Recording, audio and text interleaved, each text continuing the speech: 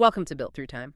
Today, we're looking at a building that, well, it feels like it's jumped right out of a fairy tale, doesn't it? Neuschwanstein Castle. It's got this incredible beauty, sure, but also a really complex history and some surprising tech that changed how we even think about fantasy.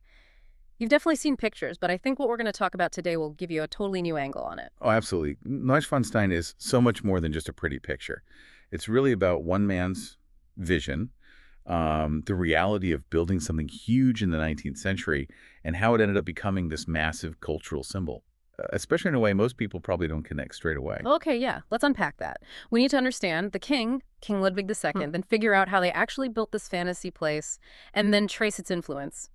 Right up to Disney, basically. So King Ludwig II of Bavaria, the fairy tale king, that nickname kind of says it all, but what was really driving him, why build this castle? So grand, so dreamlike. Well, what's fascinating, right, is that Neuschwanstein wasn't about showing off power like most royal palaces, not in the usual way. He became king super young, just 18, back in 1864. Bavaria was his own kingdom then. But then came the Austro-Prussian War in 66. Bavaria backed Austria, they lost. And suddenly Ludwig lost a lot of real power, especially control over his army. And that hit him hard, like really hard. He apparently saw losing control of the military as the biggest disaster of his reign. Ah, okay. So the building projects weren't about projecting strength he still had, but maybe creating a world where he felt powerful again, a retreat. Exactly. Politics shifted, the world was industrializing, and he just wasn't interested in that reality. He retreated into this idealized version of the Middle Ages. He saw it as this pure, noble time. Building Neuschwanstein was, in a way, his attempt to feel like a real king in a world he could control, a world he designed. He sounds like a total romantic, maybe a bit out of touch. And we know Wagner was a huge influence. How did Richard Wagner's operas fit into the castle itself? Oh, Ludwig was completely obsessed. It was more than just admiration. He was Wagner's biggest patron, basically saved him financially, and Neuschwanstein was dedicated to Wagner.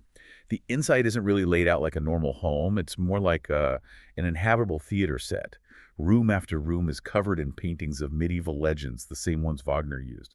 Tannhäuser, Lohengrin, Parzival, stories about love, sin, redemption. Ludwig saw himself in these figures. They were his role models, almost like he was trying to live inside those myths. Wow. So it's literally a stage for his own life. He even wrote to Wagner about building a worthy temple for the divine friend in the style of old German knights' castles. Did this make him pull back even more from, actual ruling? Definitely. The castle was his escape, far from Munich, far from politics. He grew up nearby in Hohenschwangau Castle, which his father had redone in this sort of romantic neo-Gothic style. Hohenschwangau was full of images of the swan knight Lohengrin. Ludwig already had this deep connection to that story, that figure. The swan became a huge symbol at Neuschwanstein, too. It represented purity, his family line, everything he admired in those legends. So yeah, it all fed into this intense Wagner obsession and the desire to build these fantasy worlds. Okay, so we have the vision, this deep dive into romantic ideals. But how do you actually build something like that on a rugged mountain peak in the 1800s? That sounds like a nightmare. Right. And this is where it gets really interesting technologically speaking. Because despite looking medieval, Neuschwanstein was packed with 19th century innovation. First off, the site was incredibly difficult. They had to blast away part of the existing ruins, dig down about 26 feet for stable foundations, all on this steep slope. Work started preparing the site in 1868, and they had to build a new road just to get materials up there by June 1869. So just getting started was a major engineering feat. How did they manage lifting all the stone and everything needed? Surely not just manpower. No way. They used steam engines. Steam-powered cranes were crucial for hauling the massive amounts of stone and other materials up the mountain. Think about that steam power building a medieval fantasy. And later, when they added the throne room, it wasn't just stone on stone. It actually required a modern steel framework to support it within the structure. That tells you it's an industrial age building wearing a historical costume. That's incredible. Steel frames, steam cranes. It wasn't just a pretty face, it was using the absolute latest tech behind the scenes. What about inside? You mentioned modern comfort. Oh yeah, the main residential part, the palace, was seriously kitted out for the time, especially for somewhere so remote. Get this, hot air, central heating, throughout the main living areas. Pretty much unheard of then for a building that size. Running water on every floor, and the kitchen had both hot and cold running water, super advanced. And the toilets. Not just basic plumbing, they had automatic flushing systems. Wait, flushing toilets. Central heating. In a castle meant to look medieval, built in the 1800s. That's wild. What else? He had an electric bell system to call servants. like an early intercom. And up on the third and fourth floors where he lived, actual telephones. Telephones, seriously. Seriously. Very rare, very basic devices back then, mostly government or military stuff, but he had them. Plus a meal lift, so food didn't have to be carried up all those stairs. Even the huge windows were unusual, needing special glass and support. It shows how he grabbed all this modern tech, all this convenience, while wrapping it in this very deliberate mix of Romanesque, Gothic, even Byzantine styles. A total illusion. It paints this picture of someone totally lost in his fantasy, but demanding every modern luxury within it. Did he ever actually see it finish? What was the timeline like? Sadly, no, never finished. The cornerstone was laid in September 1869. The first part ready was the Gateway Building, late 1882. Ludwig could actually live there temporarily. The main palace building had its topping out ceremony in 1880, and he moved into the unfinished structure in 1884. But it was always ongoing. Just the main parts took 12 years. He kept changing things, adding things, pushing everyone constantly. Costs kept rising. Big elements like a central keep, a Moorish hall, a special knight's bath, all planned, never built. And this relentless building, the spiraling costs, that's what led to his downfall, right? Pretty much, yeah. He used his own money, mostly, and borrowed heavily. It wasn't state funds directly, but the debts became enormous. By 1883, he owed something like 7 million marks, a fortune back then. By 1885, banks were literally threatening to seize Neuschwanstein. That financial mess, plus him hiding away, ignoring state business, people thinking he was mentally unstable, it led to him being declared unfit to rule in June 1886. Then, just days later, he's found dead in Lake Starnberg, age 40. Very mysterious circumstances. And the punchline. He only lived in his dream castle for a total of 172 days. It truly was more of a dream than a home. Wow. So he dies. The castle's unfinished. It was meant to be totally private, yet now it's one of Germany's biggest tourist spots. How on earth did that happen? Well, the change was incredibly fast. Just 7 weeks after Ludwig died, his uncle, the Prince Regent Luitpold, made the call to open it up to the public. For money. It was kind of controversial, maybe seemed disrespectful, but financially, it worked. Instantly popular. Today it gets, 1.4 million visitors a year, sometimes 6,000 people a day in summer. And here's the kicker. By 1899, the entrance fees had completely paid off all of Ludwig's massive debts. So it went from private fantasy to mass entertainment venue almost overnight. You could argue it's the first modern castle in that sense, built for one person's dream, then repurposed for everyone else's.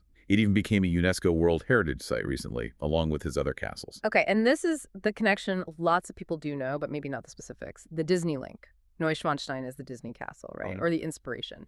It's the main inspiration, yes. Walt Disney himself visited Neuschwanstein in 1935. He was on a trip through Europe. And he was just completely captivated by it. The look, the setting, the whole fairy tale vibe. What's key is he didn't care that it was relatively new, barely 45 years old then, or that it had this troubled history. He saw it as perfect fantasy fodder, pure visual storytelling.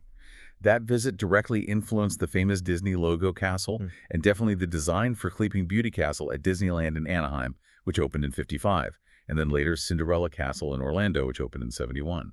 So that image burned into our brains from the start of Disney movies. That's basically Ludwig's dream, filtered through Walt's imagination. Essentially, yes. They aren't exact copies, obviously. Disney simplified and, Disneyfied it. But they captured those key elements. The tall towers, the elegant look, those pointy roofs, that feeling of soaring fantasy. Disney distilled the essence of Neuschwanstein. Later castles, like the one in Orlando, started mixing in bits from other European castles too, becoming these sort of architectural mashups. But Neuschwanstein was the template, the OG fantasy castle, even the newest big one in Shanghai. It's almost as tall as Neuschwanstein and definitely aims for that same kind of wow factor, that central dream symbol. It's just wild how this very personal, isolated project becomes the global shorthand for fantasy. Which brings us back to that idea you mentioned, the genuine, fakery, or hyperreal. What's the deeper thing going on with these castles? It's a great question. What do these places mean? Whether it's Ludwig's private one or Disney's public ones. You could say both Ludwig and Walt Disney were creating escape worlds. Highly designed distractions from, reality. For Ludwig, it was politics, losing power. For Disney audiences, maybe it's just everyday life, the desire for magic. And the castle image itself from fairy tales is so potent. It's safety, it's transformation, it's maybe where good wins out. It's this retreat to a perfect past or a perfect dream, a place where wishes come true, at least for a little while. So these structures, whether built for a king or millions of tourists, they tap into that basic human desire for something more, for fantasy, for a place where the rules are different. And that fake version, the idealized castle, becomes more real in a way, more meaningful than any actual historical castle might be to most people. That's the hyper-real idea, exactly. Neuschwanstein is maybe the perfect example. Ludwig built a fake medieval castle, but it felt more authentic to him than his real life. Then Disney copies the fake, creating an even more accessible, even more potent fantasy symbol that millions now see as the definition of castle magic.